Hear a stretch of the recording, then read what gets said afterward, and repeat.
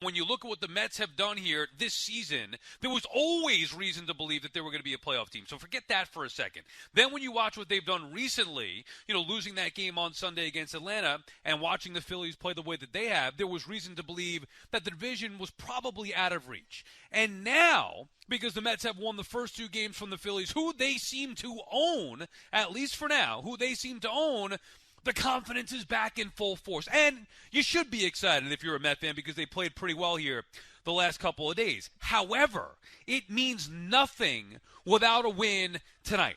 They put themselves in a spot where there is no wiggle room. There is no margin for error as far as the division is concerned. Now, there's a whole nother conversation, even if you're not worried about the NL East. Well, okay, just get in the playoffs and this team could do damage. That is something that I felt for a long time.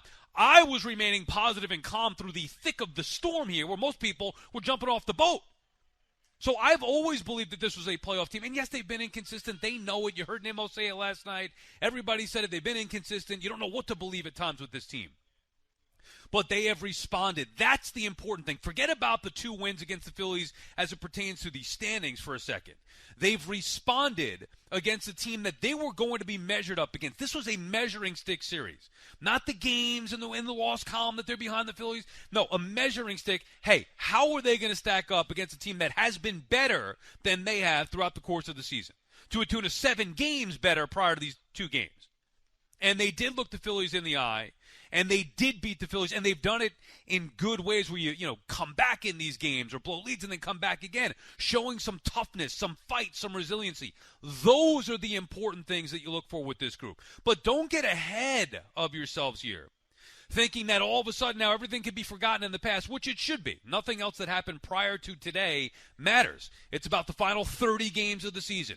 Whether it's the 5 games back, the 3.5 in front of the Reds, getting the postseason, seeing what they could do. Yes, we all know that that's important. But there are some things that even in a win, the same way that I would say after a loss, yeah, but there are some good things there that's encouraging.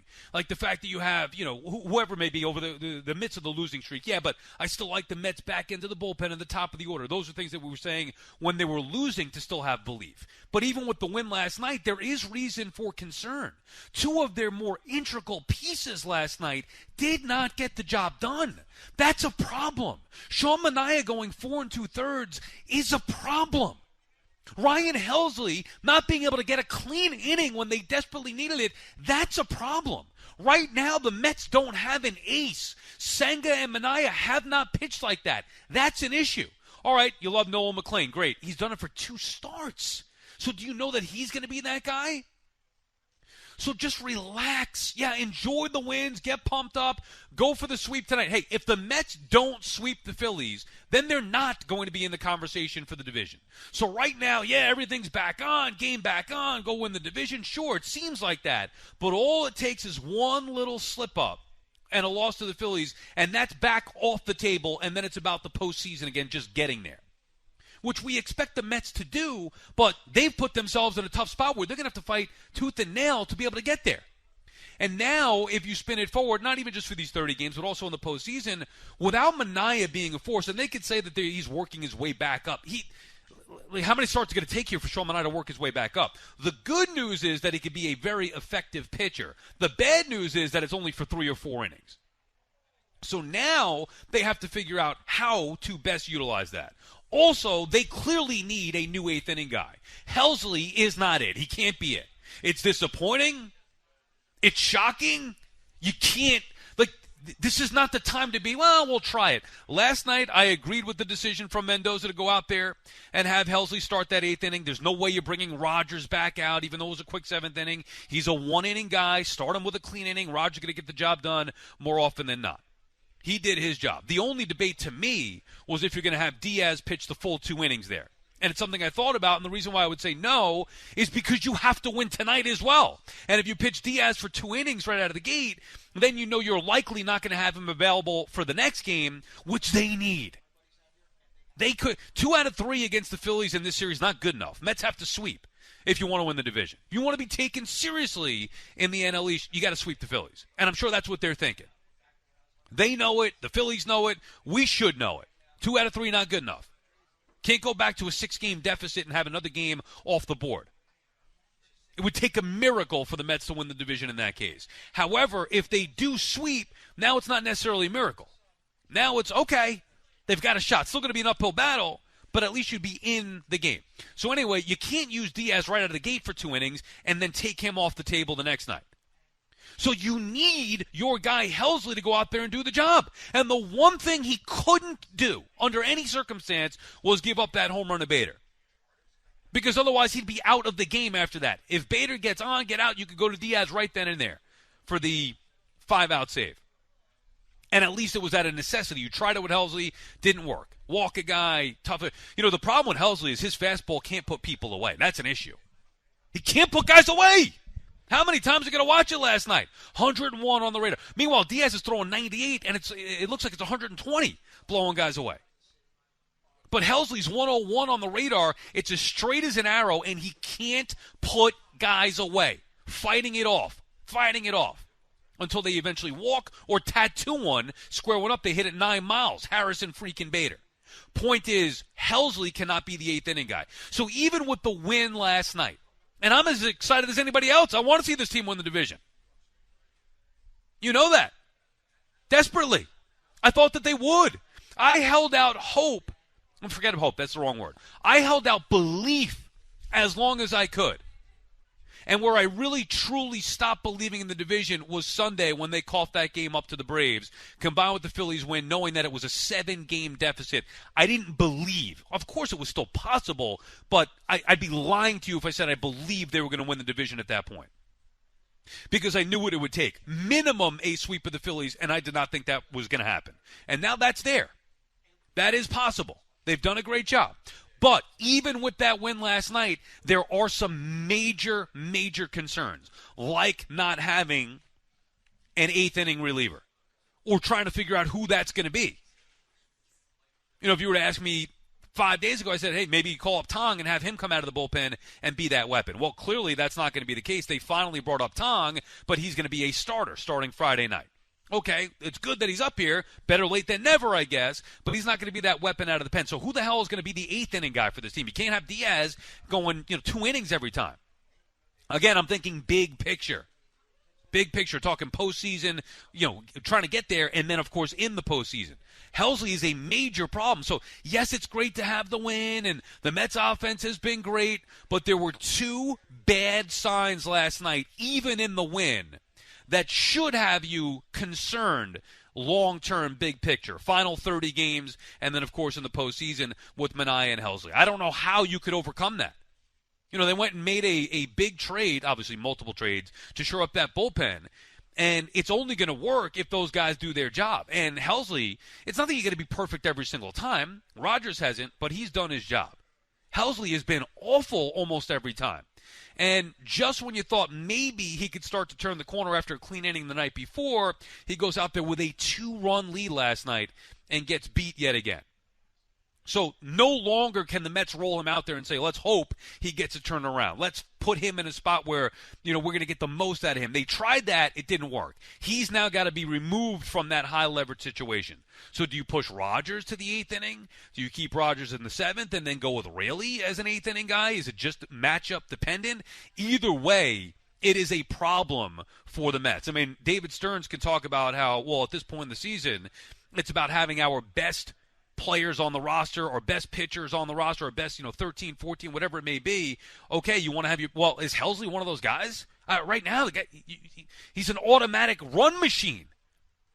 I'm not trying to rip on the guy, but you can't trust him. That's a major problem. And the reason why it's magnified is because of the other major problem that they have with Sean Minaya not being able to give them any length. That's an issue because now you need more from your bullpen, and one of your biggest weapons that was supposed to be one of your biggest weapons with Helsley is not. You can't use him. He's unusable at this point. Unpitchable. You might as well put him in the same category as Frankie Montas. Unpitchable.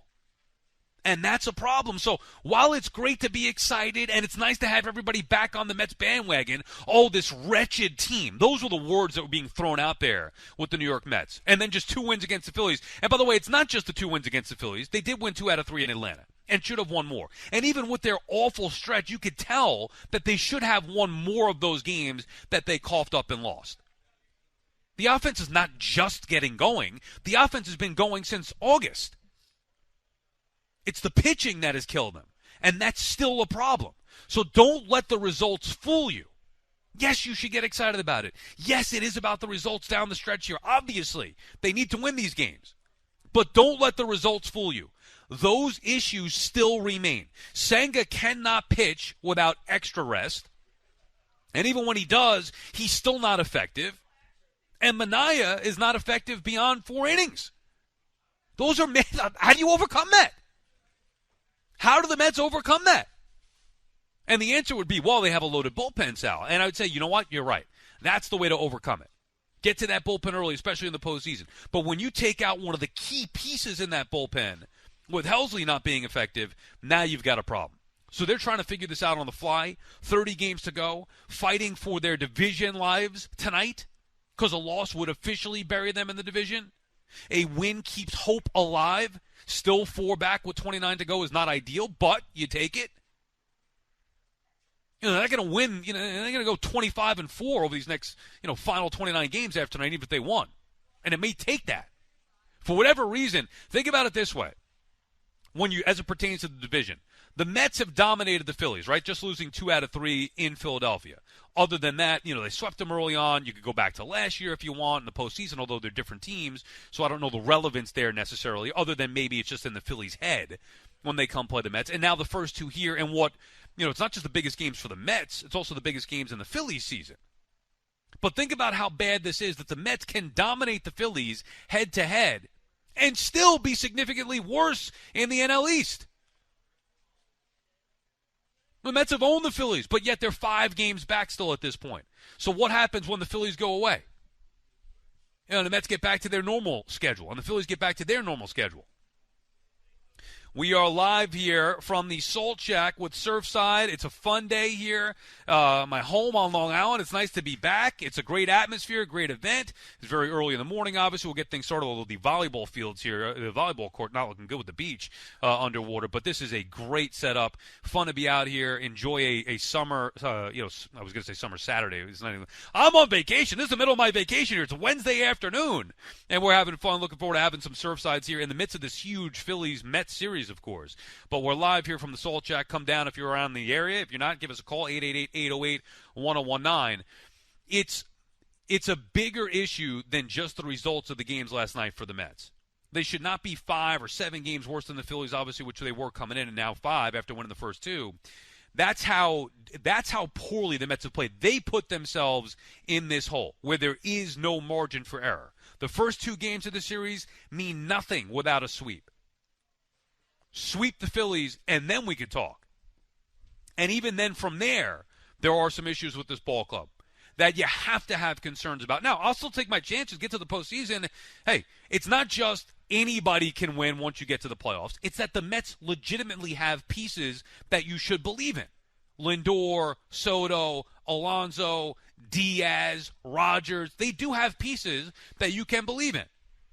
Unfortunately, a couple of the main key pieces for this team have just not gotten the job done. And it got overlooked last night because they came back and won. If they didn't win that game, Helsley's going to get ripped, we know that. But the Minaya aspect of it, Minaya only going 4 2/3, that's going to get overlooked because the Mets won. Senga not being good in game 1 of this series is going to get overlooked because the Mets won. And that should not be the case. There are still big flaws when it comes to this ball club that, with 30 games to go, you want to say, well, they got to figure it out. I don't know how you figure it out. Bringing Tong up is one solution potentially, but what do you expect now? So you expect Noel McClain to come up and be perfect every start? He's not going to be perfect every start. What if he goes out there tonight and has a subpar performance? Not his fault, but it's that there's no wiggle room with this group. Tong, what if he comes up and doesn't have it and isn't dominant the way that he's been to start his career, in the minor league career, AA and then AAA? BT and Sal on the Fan. BT is off. He's enjoying a vacation. We're here live at the Salt Shack, hanging out with Surfside for the day. Our friends at Town Fair Tire remind you that at Town Fair Tire, you always get the guaranteed lowest price on name brand tires from Connecticut to Maine. Nobody beats Town Fair Tire. Nobody. Elvis is in Orange, Connecticut, starting us off. What's up, Elvis? Hey, Sal, did you watch the game last night? I did. All right, let me ask you something. How many pitches who's the guy that pitched in the 8th inning? I always forget his name. Helsley. Okay, no, I mean the 7th inning. Taylor Rogers. Why didn't you bring him out? Did you watch the game last night, Elvis? I mean, maybe I should be asking you that question. I'm sorry. Yeah. So he only threw about 8 pitches. Yeah, here's the thing, Elvis. I was texting about this, and thank you for the call. We appreciate you checking in. No, don't hang up yet. Oh, okay, go ahead. You got something else? Go ahead. Get your other point, and then I'll answer that. Because Mendoza is the one that he's the one that would have blew that game if Diaz didn't bail him out. You have no business bringing in Helsley in. First of all, he can't even put the breaking ball over. It's like batting practice. They just sit there waiting for the fastball. How many times are you going to keep bringing the guy in? You only got 30 games left. You can't blow these games like this. Huh? You can't anymore. You can't do it anymore. Yeah, he stinks. Go ahead. No, he stinks. He has no business being in, and that guy only threw 8 pitches. They should have brought him out again. Why not? Here's where I disagree, Elvis, and thank you for the call. I think it's a good point. I was texting about this in real time with Evan last night. And we've been texting a lot during these games here. You know, it's crunch time. Met fans, have these conversations. I know he's as locked in as anybody else. So we're texting about this in real time. And you could see it coming because everybody's thinking the same thing. Well, there's no way you can go with Helsley in this game. You've got to win this game. So what are the Mets going to do beyond Rogers? For me, and Evan said he entertained your thought process saying, because we talked about this before Rogers inning in the 7th, and it was more, Helsley to Diaz right away if there's any sign of trouble because Brooks Raley not going to be available. I was thinking either Raley or Helsley for me would have been the 8th inning. And I would not have gone Diaz with 2 innings because I told you that before. I'm not stretching him out when I know that they may need him in the final game of the series, which is just as important as the first 2. Evan was saying that after the fact with Rogers, because it was such a quick inning, to your point, Elvis, that Evan would have brought him back out for the 8th. I would not have done that under any circumstance. Rogers is what he is. He is a very efficient, highly effective reliever for 1 inning. Start the clean inning with him. Don't bring him in. Mendy's got himself into a bad habit, bringing Rogers in with guys on base. Stop doing that. Rogers you want to go to somebody else in that spot? Fair enough. You can't go to Rogers there. Let him start an inning. I don't care if it's the 7th. I don't care if it's the 8th. Maybe he does get moved up or moved back to the 8th inning. Maybe it is going to be matchup dependent, but Rogers to me should be a guy who pitches the start of a clean inning, and that's it. 1 inning. I don't care if it's 8 pitches, 30 pitches, 1 inning, that's it. You can't keep stretching these guys out and get them away from what makes them so effective. So I would not have entertained the idea of bringing back Rogers, even though it was just 7 or 8 pitches, whatever he threw. I personally would have done exactly what Mendoza did. I would have gone with Helsley there. Problem is, he was just saying, okay, well, we got a 2-run lead. There's some wiggle room. And if he gets in trouble, I'm going to be ready to go to Diaz. The problem is his trouble, Helsley's trouble, was game-tied 2-run bomb to Bader. You can't be thinking that he's going to be giving up Helsley has not been, Helsley has stunk since he's been here. Obviously not been good. You can't imagine he's going to give up a 2-run tying homer to Bader. A lot would have to happen for that to be the case. And it happened. Walked the guy and then gave up, a 2-run bomb that I think is still going. He can't put guys away with his fastball. So now, I think definitively we've all seen, you could have said, well, you didn't want Helsley there. Well, what would you have done? Diaz for 2 innings? And then you take him out of play tonight? Now, obviously, he had to go to Diaz earlier than he would have liked to anyway, but that was an emergency situation, not doing it willingly ahead of the cause. So now I would agree that Helsley cannot be used in the 8th inning or any high-pressure situation. But that's a problem for them. So who's going to close out the game tonight? You're going to have Raley available. Okay, maybe Rogers can pitch again because he threw the fewer pitches that the amount of pitches he threw last night, 7 or 8 pitches. Fair enough. So you could have Rogers again and then Raley. Are you going back to Diaz again? They might have to. Now you're really stretching him, and you're worried about his effectiveness. Point is, they had to go to Helsley at some point here to see if they could get him back on track. I thought last night was the right spot, coming off of the clean inning the night before. 2-run lead, so it's not just the 1 skinny run. And it was the bottom part of the order. He gave it up. He cannot be trusted moving forward. End of story. And that's a problem for the Mets. So while it's great that they won these first 2 games and have got themselves back into the conversation for the division, A, they need a sweep to make it really stick and be in play. B, even with the win, there were some concerning things, some alarming things last night, specifically with Minaya and Helsley. BT and Sal on the Fan, BT on vacation. I'm here live at the Soul Shack here, hanging out with Surfside all day long out on Babylon, Long Island. Come by if you're in the area. Beautiful venue. 888-808-1019, the number to call. Back to your calls when we come back.